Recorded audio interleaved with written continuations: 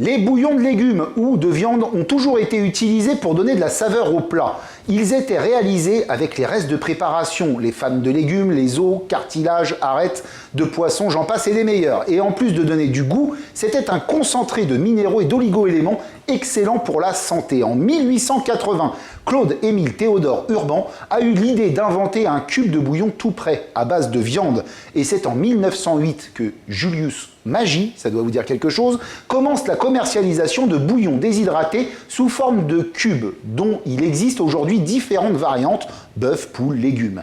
Mais si ces petits cubes sont bien pratiques et nous font gagner du temps en cuisine, ils contiennent souvent beaucoup de sel et ont perdu une partie de leur qualité nutritionnelle. Pourquoi ne pas les préparer maison, je vous dirais? Je suis heureux de partager avec vous ma recette de cubes de légumes maison. On va commencer notre recette, et bien tout simplement par s'occuper de nos légumes. Pour ce, on va se prendre un couteau d'office, un éminceur, et on va s'occuper de tailler bien tous nos légumes en vérité, donc c'est pas bien compliqué. Mes légumes ont bien évidemment été lavés en amont. On va parer le bout de nos courgettes, couper en deux notre courgette, et on va venir prélever uniquement la partie verte sur notre courgette, c'est-à-dire l'extérieur. On ne veut pas les pépins qui sont au milieu. Cette partie-là, bien évidemment, vous ne la jetez pas, vous la mettrez dans une ratatouille ou autre.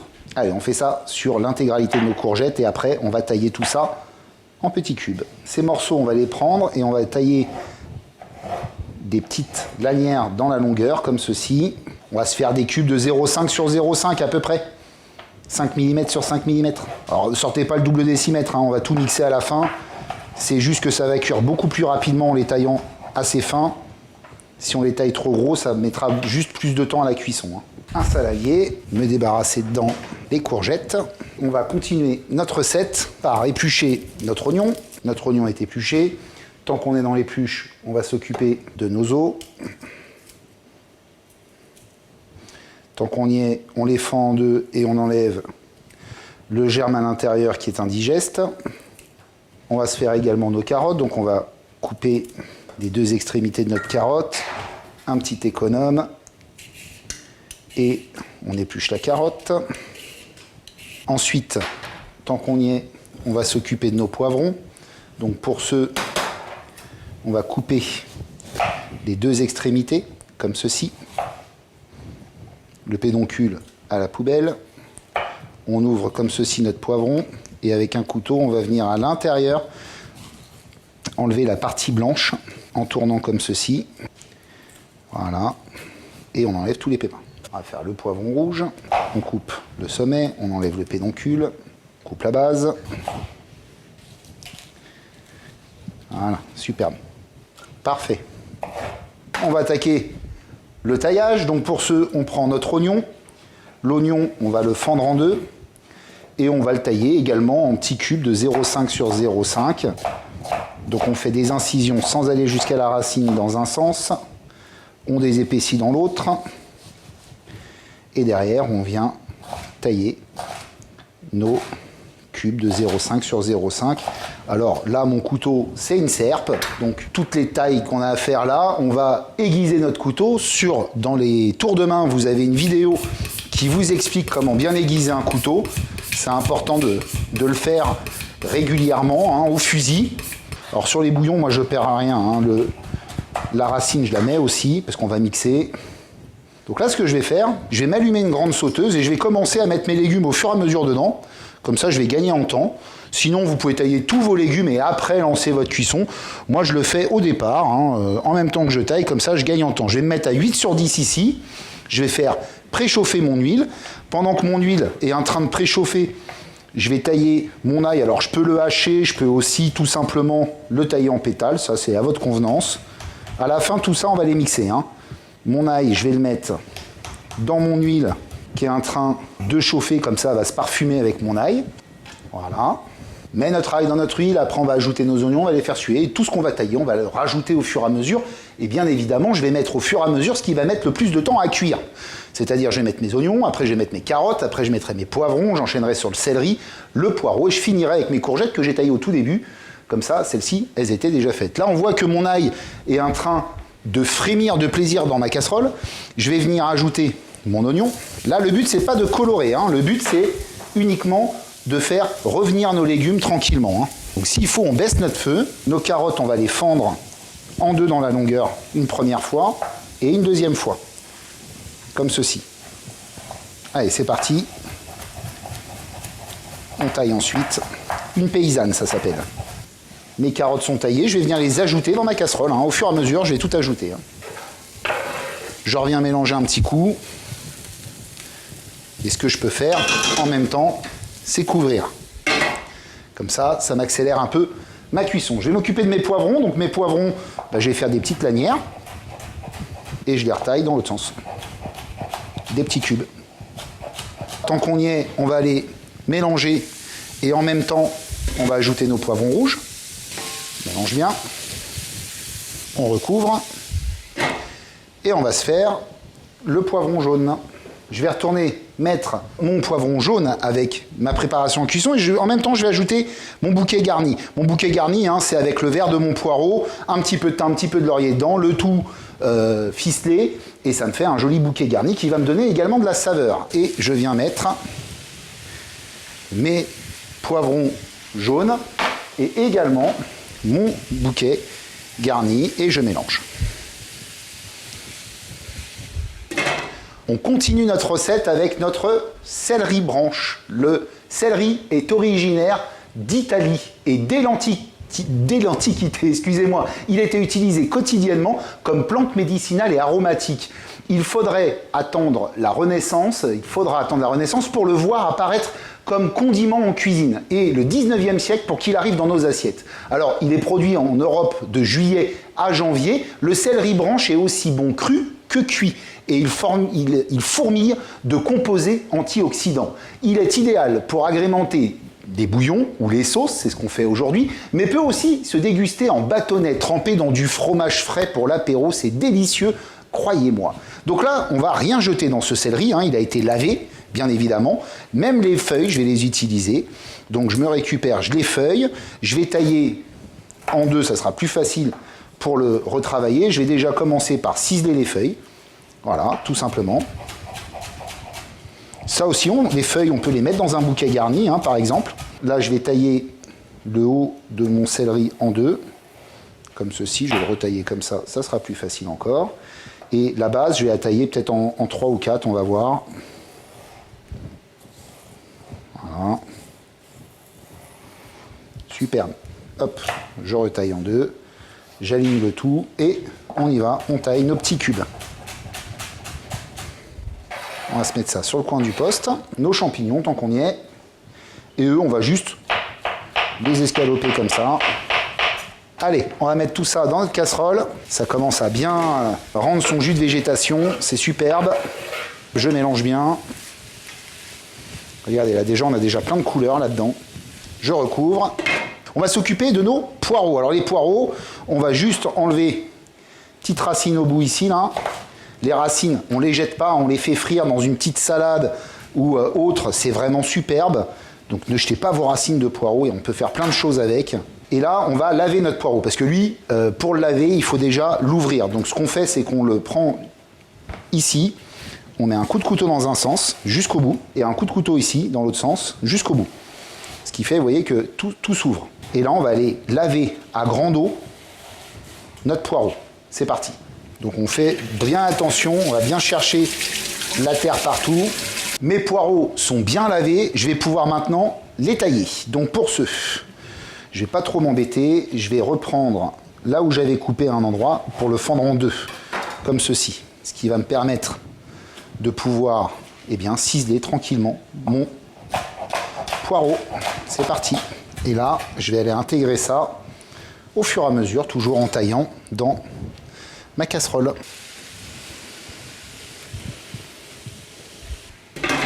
Ça donne presque envie de le manger comme ça, hein. Taillage, les amis, fini. Allez, on va mettre la fin de nos poireaux dans notre casserole. On va, tant qu'on y est, ajouter nos courgettes. Voilà, on mélange bien. Voilà, là notre objectif, à partir de maintenant, ça va être que nos légumes soient bien fondants. C'est-à-dire que quand on les mixe, eh bien, on a une purée qui se forme. Donc on va partir pour à peu près, étant donné que j'ai lancé mes légumes en cuisson au fur et à mesure, je pense 10 minutes. Si vous lancez tous vos légumes en même temps, c'est-à-dire que vous faites vos taillages en amont, eh bien il faudra compter un bon 20 minutes à peu près à couvert. Hein. D'accord ? Allez, c'est parti pour 10 à 20 minutes de cuisson à couvert. Mes légumes, je pense, sont prêts. On va ouvrir et on va regarder. Alors, il faut qu'ils soient fondants. S'il y a encore un petit peu de mâche en fin de bouche, c'est pas dramatique parce qu'on va les mixer et après, on va les dessécher. Donc, ils finiront de cuire pendant le dessèchement. On va venir se mettre ici un bol mixeur. Alors, moi, c'est un petit bol mixeur. Donc, je vais faire comme vous. Je vais m'embêter. Je vais venir mettre dans mon bol mixeur mes légumes. Je pense que je vais les faire en 3 fois à peu près, à vue d'œil. On ferme l'embout et on mixe pour avoir une purée bien fine. On peut toujours, de temps en temps, réouvrir notre mixeur et venir racler à l'intérieur pour bien remettre au centre tous les ingrédients. Superbe. Superbe. Là, j'ai quelque chose de bien fin. Je vais pouvoir transbahuter ma purée et je continue à mixer l'ensemble. On reprend notre grande casserole. Dans cette grande casserole, eh bien, on y met toute notre purée de légumes qu'on vient de mixer et on va partir se remettre sur le feu. Donc là maintenant ce qui est important, mon feu est à 6 sur 10, d'accord ? Ce qui est important, c'est qu'il faut dessécher cette préparation.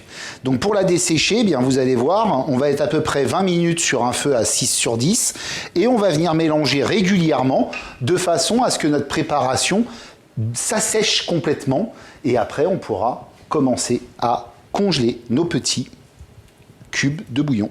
C'est parti.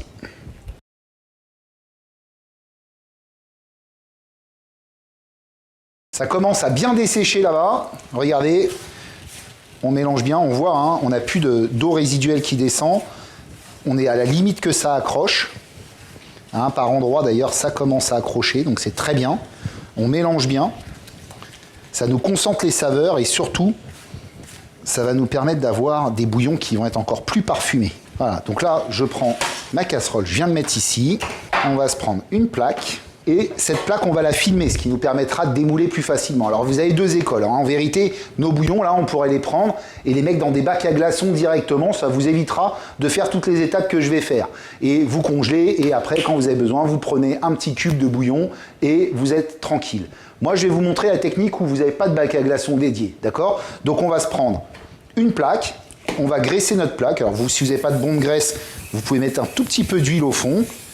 En fin de compte, ça va nous aider à la filmer au contact, cette plaque. Donc on prend notre papier film et on va tirer comme ceci une première fois. Et là, vous voyez, vu que j'ai mis de la bombe graisse, bah mon papier film, il va tout de suite adhérer au fond de mon récipient.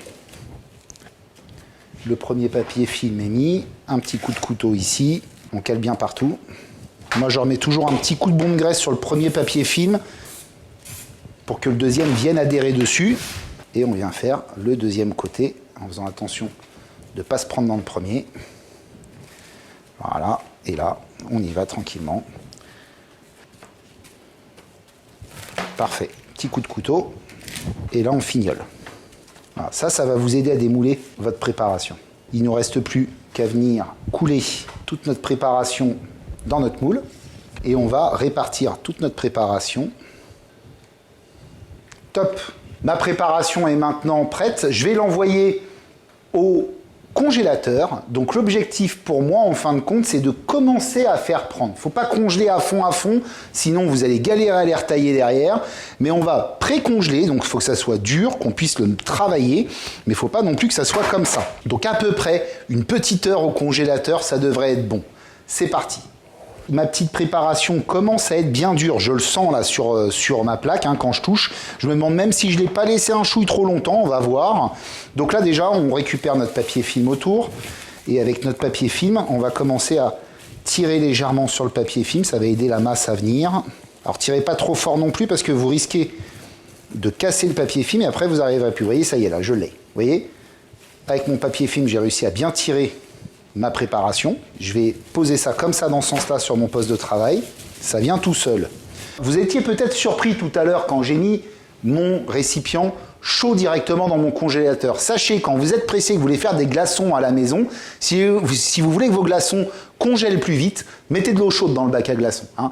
L'eau chaude congèle plus vite que l'eau froide. Ça peut paraître curieux, mais c'est une réaction chimique et ça marche très bien. On va prendre notre plaque et on va se couper nos bouillons en fin de compte. C'est ça l'objectif. Donc on va déjà couper, moi j'aime me faire des marques, des pré-marques de coupe. En deux ici, en deux ici.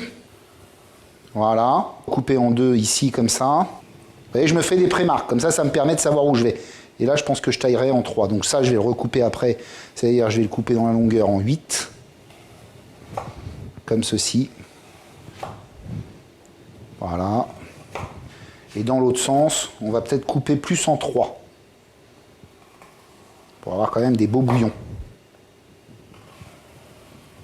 Allez, maintenant on suit nos traces et on coupe. C'est parti. Donc, vous voyez, l'avantage quand il commence à congeler, c'est que ça se coupe tout seul. Il ne faut pas traîner non plus hein, quand on coupe. Hein. Je vais prendre l'ensemble et je vais le tourner. Vous voyez, ça commence à décongeler assez rapidement en dessous, donc il ne faut pas traîner, hein, je vous l'ai dit. Et là, on suit nos traces. Hein. Et on va venir disposer sur notre plaque eh bien, nos bouillons, hein, tout simplement. Ce qu'on va faire, c'est qu'on va les espacer quand même un tout petit peu pour éviter qu'en congelant définitivement, ils se collent. Alors on n'est bien évidemment pas dans l'esthétisme les amis, hein. Donc si vous en avez des plus gros, des plus petits, bah, tant mieux en même temps, parce que des fois peut-être que vous aurez besoin d'avoir un bouillon plus gros ou un bouillon plus petit selon la préparation que vous êtes en train de faire. On n'est pas du tout dans l'esthétisme. Hein. Les petits bouillons sont jolis comme tout, parfaits, regardez. On a des plus gros, des plus petits, c'est pas dramatique, hein. Je sais ce que je vais en faire moi après. Donc là important, on va repartir au congélateur pour 1 heure pour finir définitivement la congélation de ceci. C'est parti. Mes petits bouillons sont restés 1 heure au congélateur, vous voyez, hein, ils ont même givré, ça y est, on y est. Donc là, j'ai quelque chose de bien dur. Donc ces petits bouillons-là, soit vous les filmez un par un, d'accord, au papier film, et vous faites dans une boîte, votre boîte de bouillon, et vous viendrez piocher dedans quand vous en avez besoin. Soit sinon, vous faites une grosse boîte avec tout dedans. Je vous conseille quand même de les filmer un par un, ce qui fera que vous pourrez les conserver beaucoup plus longtemps. Parce que bien filmés, voire même mis sous vide, vous pourriez les garder jusqu'à 1 an au congélateur. N'excédez pas les 1 an. Après, ça risque de prendre quand même un gros goût de congélateur. Vous pourrez faire un risotto, faire un bouillon de légumes pour cuire un poisson dans une nage de légumes. Vous pourrez vraiment les incorporer dès que vous voudrez mettre du goût dans votre recette. Je suis food cube de légumes.